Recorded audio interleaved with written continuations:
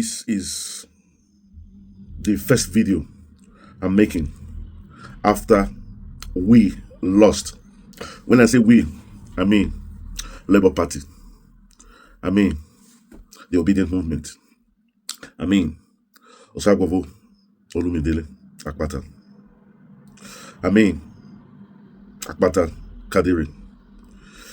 2024 Edo State governorship election that took place last week.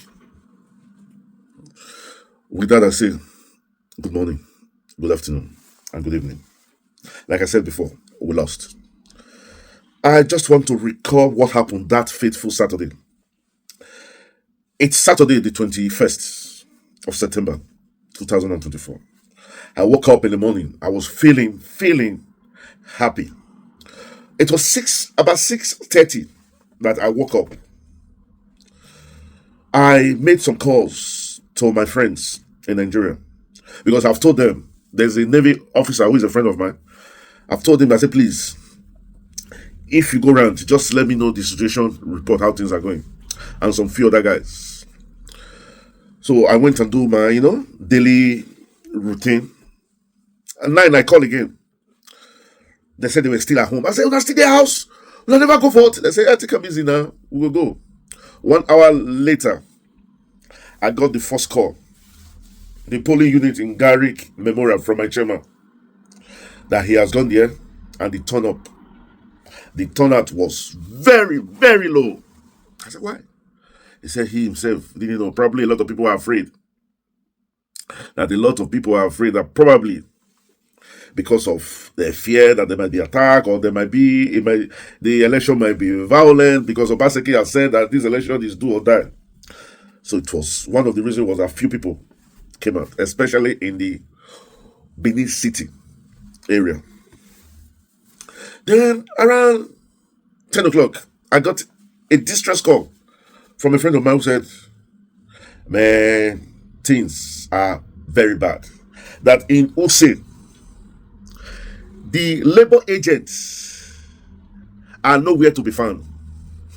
They have left their posts and they have gone to join APC because APC was paying. I've forgotten how much they were paying agents.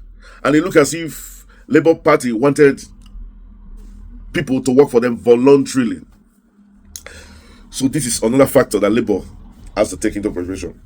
No Nigeria will come and work for you freely, not even if Peter Obi is inside their head. Nigeria, we are hungry people.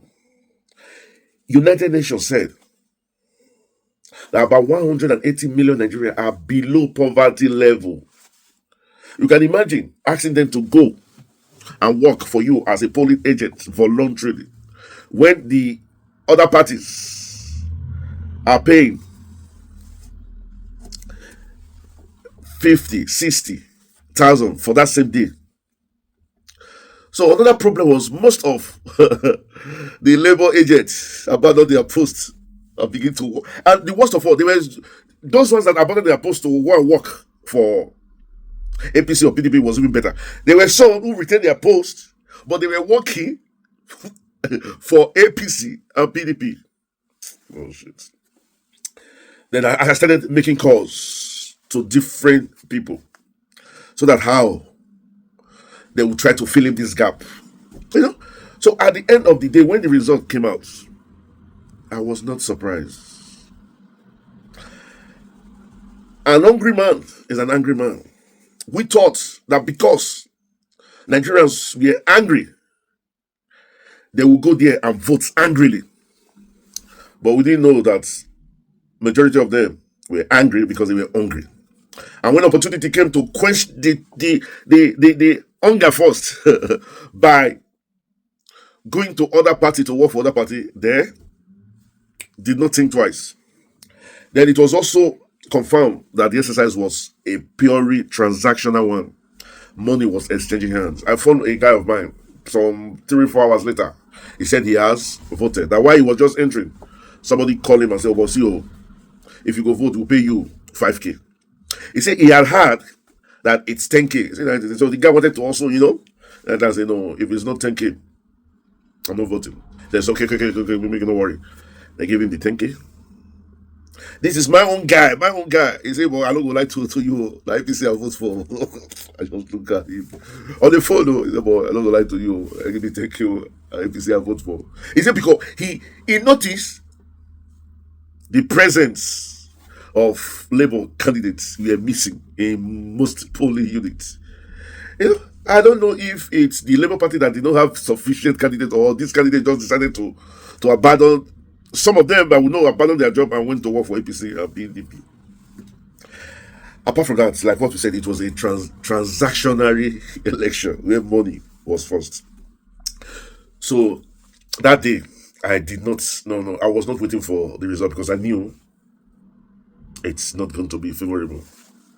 I just went to bed. I woke up in the night, I was feeling cold. I don't know, maybe I slept without covering up properly. I don't know. I wake up, I was shivering. My temperature was high. I had to go rush bath. Then I told myself. Then the next day, the result came out. No, it was the coalition center in Aduwawa where we saw even Obaseki was forcing his way in. That the governor, he want to go, and we saw people shouting, calling him, Ole, Obaseki, Ole, you know. So it was a battle between APC and PDP. But now I can joke about it, I can laugh about it. For the past 5 days, I've been down, seriously sick. My dreams shattered. My hope smashed. The future look bleak.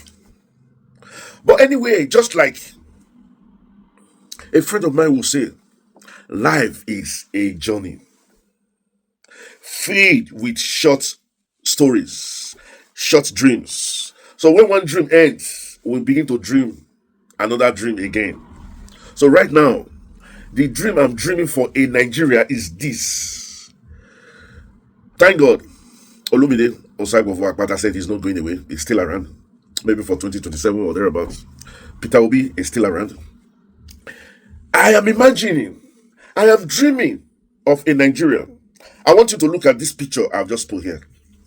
But I know it will never happen. But that's the dream that I have. Where Peter Obi will be the president. Omoyere Sowore will be the EFCC chairman. Very dark man will be the NAFDAC chairman. Ahmed Issa, the honorary president, will hold the Ministry of Petroleum. Then picture, just this is my imagination or my dream. Picture Dele Farotimi as the Minister of Justice and Aisha Yusufu as the Minister of Humanitarian Affairs. Then Osaigbovo Olumide Akpata as the Minister for Internal Affairs. These are people that I know for their integrity, activism, dedication to the common good. So just picture this set of people. That's my dream. And I know the Nigeria that we'll have today, that dream will never come to pass. But if by accident this dream come to pass, it will be a government driven by accountability, transparency, and the genuine desire to uplift the masses. Because these are people that within the years have not changed. For them to change, they have withdrew. Some of them, like Feferotimi, has withdrew himself from the government. For him to be able to change or follow the tide, he has withdrawn himself from the government. So this is the dream I have now. And I want to quickly say something about Very Dark Man. I must say this, Very Dark Man. You are fighting a good fight. Sometimes there are certain things you do, I want to say, why has he done this? But you know, nobody is It's perfect. Sometimes he lets his emotion takes over his reasoning, and that is why he's a human being. But there's one thing I love very dark mouth. He believes so much in what the American president says, Theodore Roosevelt, and I quote, "No man is above the law, and no man is below it. Nor do we ask any man permission when we ask him to obey it." Can you imagine? Very dark man had a record where the Falanas family were mentioned. It did not say, this is a family that shouldn't be touched. He went forward and played the audio. That is very courageous of him. And when you see somebody that is brave, courageous, doing the things that you will be afraid to do, we need to give him a hand of applause. Forget about the little flaws he has. Very dark man. His name will be written in the history book of Nigeria as one of the activists that we have had in this country. The likes of Fela, the likes of Ken Saro-Wiwa. We know fully well that it is very difficult to fight against the governments. And that is why I'm begging him, if the second audio you have, let it be your security. Let it be your pension for this case. Because they are going to make sure that you exhaust all your ammunition.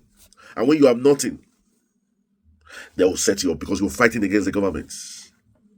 The logical thing to do when something like this come up is for the federal government to set up a independent committee to look into EFCC, not EFCC looking into its own affair.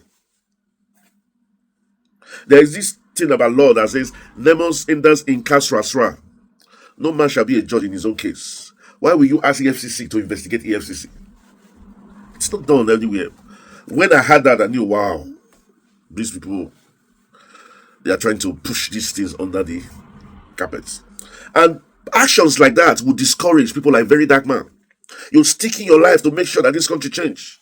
And at the end of the day, you discover that even the people that you think will help you fight corruption are the ones who are even involved in corruption. Remember what Buhari said? He said Nigeria will go to kill corruption. If Nigeria did not kill corruption, corruption will kill Nigeria. That is how it is. If we cannot kill corruption, corruption will kill us. There is no midway. It's either we are doing the right thing or we are doing the wrong thing. And we have accepted the wrong thing as the norms of the country. But it pains me that it is the Falanans family that is involved in this. Because this is a family that the whole country owes in a very high extreme. But like we said, no man is above the law. So that is why I remember Aristotle said, he said the law is very important in the part of a man's life. Because with the law, man at his best is the noblest of all animals. But when you separate the law and justice from man, he is the worst. The truth of the matter is, the law and justice have been separated from our culture. Now it is who know man, who get money pass, who has the most potentials to spend money. A lot of people are saying a Very Dark Man will not win that case. And Very Dark Man knew he might not win that case because most judges have too much respect for senior advocates of Nigeria and their family. You know why? Because this is the highest position a lawyer could reach. And I must say here, the best of the senior advocates of Nigeria that we have had are no longer in existence. Senior advocates like Shodende Shuwe, Mimo, Gani Fawemi. Because as a senior advocate of Nigeria, Gani Fawemi said he is not a senior advocate of Nigeria, he's a senior advocate of the masses.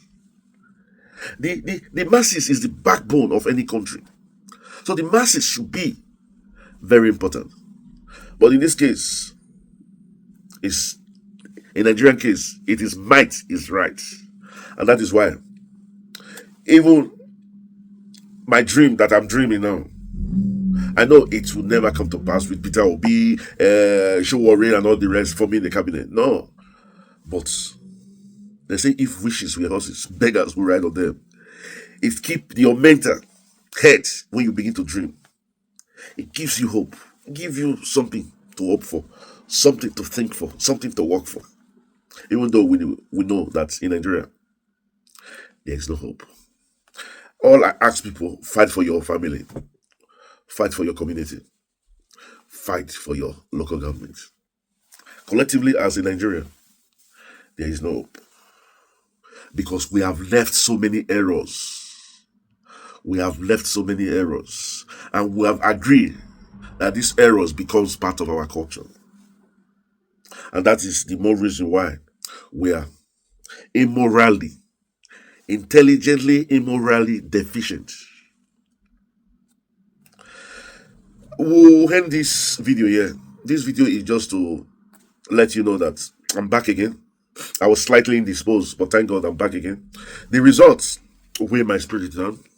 The results keep my hope and aspiration that I have for Olumide Osabovo Akpata. But I'm happy he said he's not going away. I'm happy he said he's still going to stay in Labour, and we in future will fight. Maybe as a senator or as a governor, or who knows. But people like him should stay in government because I think he's a good, jolly, good fellow. And finally, INI is back.